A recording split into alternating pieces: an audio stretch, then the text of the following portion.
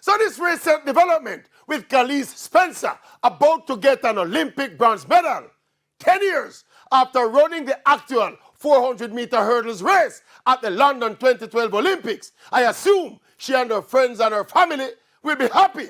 But in real life, this retroactive testing and shuffling of medals 10 and 12 years after the fact, it looked farcical to me.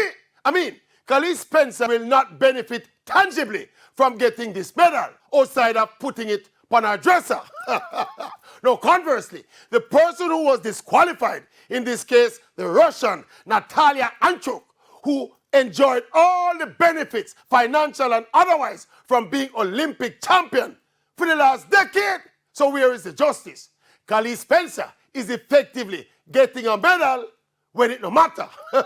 This is ridiculous. How can we even be sure about the integrity of the sample after 8 or 10 or 12 years? Joke! We know the objective is to stamp out the use of performance-enhancing drugs in the sport. But if athletes do not fail a drug test at the time of competing, let sleeping dogs lie. Remember, justice delayed is justice denied.